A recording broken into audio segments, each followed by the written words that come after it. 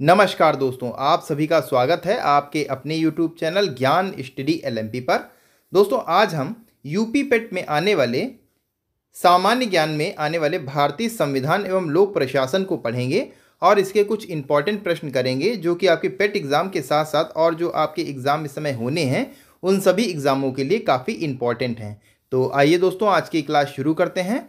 Class शुरू करने से पहले अगर दोस्तों आप चैनल पर पहली बार आए हैं तो चैनल को सब्सक्राइब कर लें, साथ में बेल आइकन को अंडर प्रेस कर लें जिससे डेली की डेली जो हमारी क्लास होती है उसकी जानकारी आपको मिल सके। तो अब दोस्तों आइए आज की क्लास शुरू करते हैं। आज का हमारा पहला प्रश्न है, भारतीय प्रशासनिक सेवा और भारतीय पुलिस सेवा को किस अनुच्छेद के तहत संसद द्वारा बनाई गई सेवाओं के अंतर्गत माना जाता है? ऑप्शन है आपके, ए ऑप्शन में है अनुच्छेद 302, बी ऑप्शन में है अनुच्छेद 312, सी ऑप्शन में अनुच्छेद 307 और डी ऑप्शन में है अनुच्छेद 292। तो इस प्रश्न का दोस्तों सही उत्तर हो जाएगा ऑप्शन बी। दोस्तों यहाँ पर सही हो जाएगा अनुच्छेद 312। भारतीय प्रशासनिक सेवा और भारतीय पुलिस सेवा को अनुच्छेद 312 के तहत संसद द्वारा बनाई गई सेवाओं के अंतर्गत माना जाता है। तो यहाँ पर बी ऑप्शन सही हो जाता है। अगला दोस्तों हमारा प्रश्न है, कौन सी भाषा हमारे संविधान की 8वीं अनुसूची में सम्मिलित नहीं है? ऑप्शन है आपके गुजराती, कश्मीरी, राजस्थानी, डोगरी। तो इसका दोस्तों सही उत्तर हो जाएगा, यहाँ पर हमारा सही उत्तर हो जाएगा राजस्थानी, यानी यहाँ पर हमारा सी ऑप्शन सही हो जाएगा। सी राजस्थानी भाषा अनुसूची 8 में जो भाषाएं दी हैं उनमें इसका नाम नहीं है। 8वीं अनुसूची में की अगर हम बात कर लें तो कुल 22 भाषाएं इसमें शामिल हैं। अगर उन भाषाएं कौन कौन सी भाषाएं हैं उनकी अगर हम बात कर लें तो असमिया, बंगाली, गुजराती, हिंदी, कन्नड़, कश्मीरी, कोंकणी, मलयालम, मणिपुरी, मराठी, नेपाली, उड़ीसा, पंजाबी, संस्कृत, सिंधी, तमिल, तेलुगु, उर्दू, बोडो, मैथिली, संथाली और डोगरी। ये दोस्तों 22 भाषाएं अनुसूची 8 में दी हुई हैं। राजस्थानी जो भाषा है वो इसमें नहीं दी हुई है। तो यहाँ पर सी ऑप्शन हमारा सही उत्तर हो जाएगा। आइए दोस्तों अगले प्रश्न पर चलते हैं। अगला दोस्तों हमारा प्रश्न है, निम्नलिखित में से किसके लिए संविधान के अनुच्छेद 371 के अंतर्गत विशेष प्रावधान किया गया है? ऑप्शन है आपके मणिपुर, बी ऑप्शन में है नागालैंड, सी ऑप्शन में है महाराष्ट्र व गुजरात और डी ऑप्शन में है आंध्र प्रदेश। तो इसका दोस्तों सही उत्तर हो जाता है ऑप्शन सी। दोस्तों यहाँ पर सही हो जाएगा महाराष्ट्र व गुजरात। अनुच्छेद 371 को अनुच्छेद 368 के तहत संशोधनों के माध्यम से शामिल किया गया है, जो संविधान और उसके लिए प्रक्रिया में संशोधन करने के लिए संसद की शक्ति को निर्धारित करता है। इसमें महाराष्ट्र और गुजरात को विशेष उल्लेखित किया गया है। तो यहाँ पर सी ऑप्शन हमारा सही उत्तर हो जाता है। अगला दोस्तों 4 नंबर का हमारा प्रश्न है, निम्नलिखित में से कौन भारत में संघ राज्य संबंध से संबंधित नहीं है? सरकारिया आयोग, राज मन्नार समिति, इंद्रजीत गुप्ता समिति और डी ऑप्शन में पुंछी आयोग। तो इसका दोस्तों सही उत्तर हो जाएगा इंद्रजीत गुप्ता समिति। तो यहाँ पर हमारा सी ऑप्शन सही उत्तर हो जाएगा।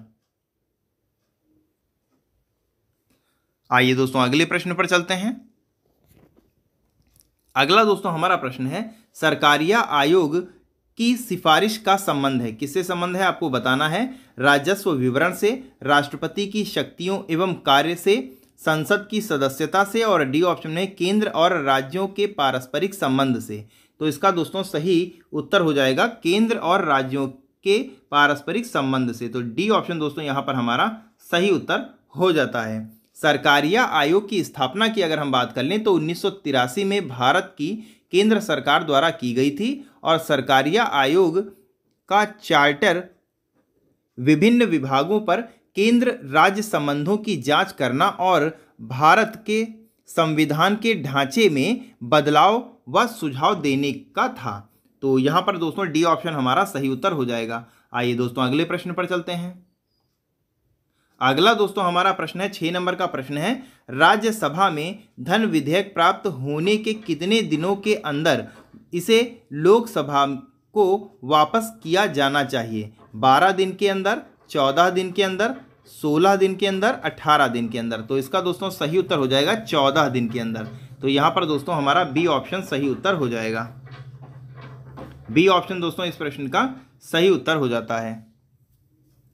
राज्यसभा को धन विधेयक की प्राप्ति से 14 दिन के भीतर इसे लोकसभा को वापस करना पड़ता है। राज्यसभा प्रत्यक्षतः धन विधेयक को संशोधित नहीं कर सकती। यह विधेयक के लिए केवल संशोधनों की सिफारिश कर सकती है। लोकसभा राज्यसभा द्वारा की गई सभी अथवा किन्हीं सिफारिशों को स्वीकार कर सकती है अथवा अस्वीकार भी कर सकती है। तो यहाँ पर दोस्तों हमारा बी ऑप्शन सही उत्तर हो जाएगा। अगला दोस्तों 7 नंबर का हमारा प्रश्न है, भारत के उच्चतम न्यायालय में न्यायाधीशों की संख्या में वृद्धि करने की शक्ति किसमें निहित है? भारत का राष्ट्रपति, संसद, विधि आयोग और डी ऑप्शन में भारत का मुख्य न्यायमूर्ति। तो इसका सही उत्तर हो जाएगा ऑप्शन बी दोस्तों, यहाँ पर सही हो जाएगा संसद। भारत के सर्वोच्च न्यायालय में न्यायाधीशों की संख्या बढ़ाने की शक्ति संसद में निहित है। भारतीय संविधान में न्यायाधीशों को विनियमित करने के लिए संसद प्राधिकृत है और उच्चतम न्यायालय और इसके अलावा दोस्तों उच्चतम न्यायालय के 2019 के बिल में न्यायाधीशों की संख्या में 4 न्यायाधीशों की वृद्धि की गई थी। तो यहाँ पर दोस्तों बी ऑप्शन हमारा सही उत्तर हो जाएगा। आइए दोस्तों अगले प्रश्न पर चलते हैं। अगला दोस्तों हमारा प्रश्न है, लोकसभा अध्यक्ष को कैसे हटाया जा सकता है? तो लोकसभा अध्यक्ष को ऑप्शन है यहाँ पर, लोकसभा की उपस्थिति सदस्यों के 2/3 बहुमत से पारित संकल्प द्वारा। बी ऑप्शन है लोकसभा के सभी सदस्यों को बहुमत से पारित प्रस्ताव द्वारा। सी ऑप्शन में है प्रधानमंत्री की सिफारिश पर राष्ट्रपति द्वारा और डी ऑप्शन में है उपरोक्त में से कोई भी नहीं। तो इसका दोस्तों सही उत्तर हो जाएगा लोकसभा के सभी सदस्यों को बहुमत से पारित प्रस्ताव द्वारा, यानी यहाँ पर हमारा बी ऑप्शन सही हो जाएगा। लोकसभा अध्यक्ष को लोकसभा के सभी सदस्यों के बहुमत से पारित प्रस्ताव द्वारा हटाया जा सकता है। इसमें दोस्तों जन प्रतिनिधित्व अधिनियम 1951 की धारा 7 और 8 के अंतर्गत अध्यक्ष को लोकसभा सदस्य होने के लिए आयोग घोषित करने पर भी इसे हटाया जा सकता है। तो यहाँ पर फिलहाल हमारा बी ऑप्शन सही उत्तर हो जाएगा। आइए दोस्तों अगले प्रश्न पर चलते हैं। अगला दोस्तों हमारा प्रश्न है, वित्त आयोग का गठन किसके द्वारा किया जाता है? राष्ट्रपति द्वारा, उपराष्ट्रपति द्वारा, प्रधानमंत्री द्वारा, मुख्य न्यायाधीश द्वारा। तो इसका दोस्तों सही उत्तर हो जाएगा राष्ट्रपति द्वारा। वित्त आयोग का गठन राष्ट्रपति द्वारा किया जाता है। अगला दोस्तों हमारा प्रश्न है, शिक्षा विषय है, किसका विषय है? इसमें दोस्तों सही उत्तर हो जाएगा हमारा समवर्ती सूची, यानी यहाँ पर सी ऑप्शन दोस्तों हमारा सही हो जाएगा, शिक्षा समवर्ती सूची का। तो शिक्षा समवर्ती सूची का विषय है 1976 के पूर्व शिक्षा पूर्ण रूप से राज्यों का उत्तरदायित्व था, लेकिन 1976 में किए गए 42वें संविधान संशोधन द्वारा जिन 5 विषयों को राज्य सूची से हटाकर समवर्ती सूची में डाल दिया गया उनमें शिक्षा भी शामिल है। तो यहाँ पर दोस्तों हमारा सी ऑप्शन सही उत्तर हो जाएगा। आइए दोस्तों अगले प्रश्न पर चलते हैं। अगला दोस्तों हमारा प्रश्न है, भारत के नियंत्रक एवं महालेखा परीक्षक का कार्यकाल कितने वर्ष का होता है? 3 वर्ष, 4 वर्ष, 5 वर्ष, 6 वर्ष। तो ये दोस्तों होता है 5 वर्ष का, जी नहीं, ये होता है 6 वर्ष का। तो यहाँ पर डी ऑप्शन हमारा सही उत्तर हो जाएगा। नियंत्रक एवं महालेखा परीक्षक का कार्यकाल 6 वर्ष या फिर 65 वर्ष की आयु का होता है। जो भी इसमें पहले अवधि पूरी होगी वो इसमें माना जाएगा।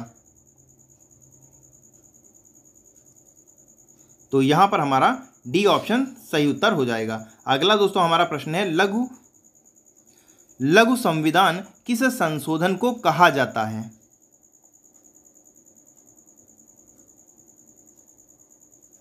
ऑप्शन है आपके 42वें संविधान संशोधन को, 44वें संविधान संशोधन को, 48वें संविधान संशोधन को या 76वें संविधान संशोधन को।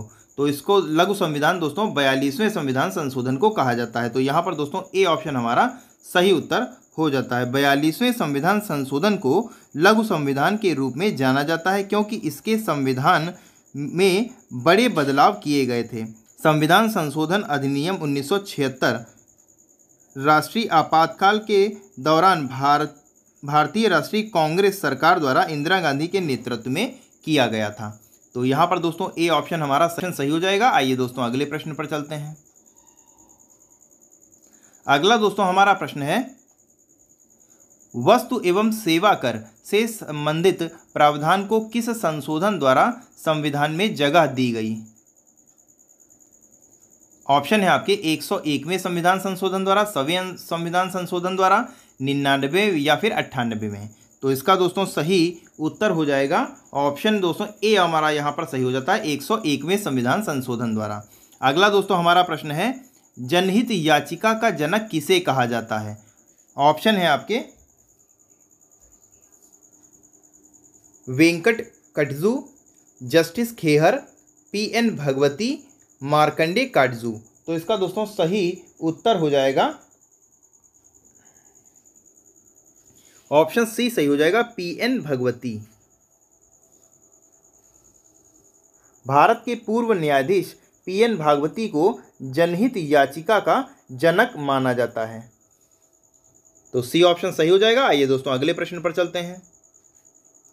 अगला दोस्तों हमारा प्रश्न है, भारत के संविधान की 7वीं अनुसूची किससे संबंधित है? ऑप्शन है आपके राज्य परिषद की में सीटों के आवंटन से, संघ और राज्यों के बीच शक्ति का वितरण, नगरपालिका की शक्ति और प्राधिकार, और डी ऑप्शन में है राज्यपाल की शक्तियां। तो इसको दोस्तों सही उत्तर है संघ एवं राज्यों की शक्ति का विवरण, यानी बी ऑप्शन दोस्तों यहाँ पर हमारा सही हो जाता है। आइए दोस्तों अगले प्रश्न पर चलते हैं।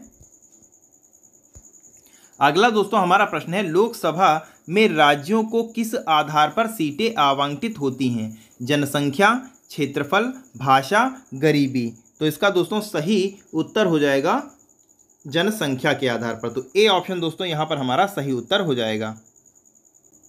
अगला दोस्तों हमारा प्रश्न है, राष्ट्रपति का रिक्त स्थान भर लिया जाना चाहिए 90 दिन में, 6 माह में, 9 माह में, 1 वर्ष में। तो इसका दोस्तों सही उत्तर है 6 माह में, यानी बी ऑप्शन दोस्तों यहाँ पर हमारा सही उत्तर हो जाएगा। राष्ट्रपति का रिक्त स्थान 6 माह में भर लिया जाना चाहिए। और दोस्तों यहाँ पर प्रश्न बनता है, जिस 6 माह में अगर राष्ट्रपति का पद खाली रहता है तो उस स्थान पर कौन कार्य करता है? तो वहां पर उपराष्ट्रपति कार्य करता है। और अगर किसी कारणवश उपराष्ट्रपति भी उस समय वहां पर मौजूद नहीं है तो सर्वोच्च न्यायालय का मुख्य न्यायाधीश राष्ट्रपति की भांति कार्य करेगा। और यहां पर प्रश्न बनता है, अगर किसी कारणवश वो भी अनुपस्थित है तो सुप्रीम कोर्ट का जो वरिष्ठतम उस समय का न्यायाधीश होगा वो ये कार्य करेगा। तो यहां पर दोस्तों फिलहाल बी ऑप्शन सही हो जाएगा। आइए दोस्तों अगले प्रश्न पर चलते हैं। अगला दोस्तों हमारा प्रश्न है, राज्य विधानसभा में आंग्ल भारतीय समुदाय के लिए प्रतिनिधित्व का प्रावधान संविधान के किस अनुच्छेद द्वारा किया गया है? अनुच्छेद 332, अनुच्छेद 331, अनुच्छेद 330, अनुच्छेद 333। तो इसका दोस्तों सही उत्तर है अनुच्छेद 333। तो यहाँ पर डी ऑप्शन दोस्तों हमारा सही उत्तर हो जाएगा। तो डी ऑप्शन दोस्तों इस प्रश्न का सही हो जाएगा। अगला प्रश्न है, राज्यसभा का पदेन अध्यक्ष कौन होता है? राष्ट्रपति, उपराष्ट्रपति, प्रधानमंत्री, महान्यायवादी। तो राज्यसभा का पदेन अध्यक्ष होता है उपराष्ट्रपति। तो यहाँ पर बी ऑप्शन सही उत्तर हो जाएगा। आइए दोस्तों अगले प्रश्न पर चलते हैं। अगला दोस्तों प्रश्न है और आज का हमारा अंतिम प्रश्न है, प्रोटेम स्पीकर का कर्तव्य होता है।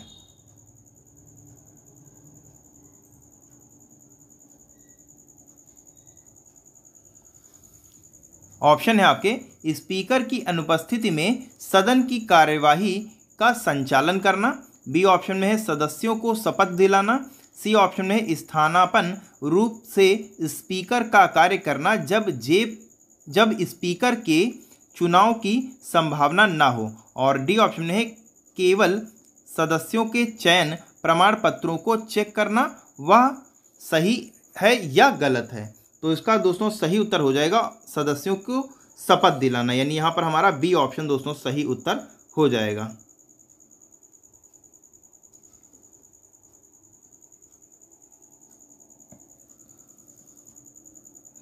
प्रोटेम स्पीकर को नवनिर्वाचित सदस्यों की बैठक की अध्यक्षता करने के लिए नियुक्त किया जाता है।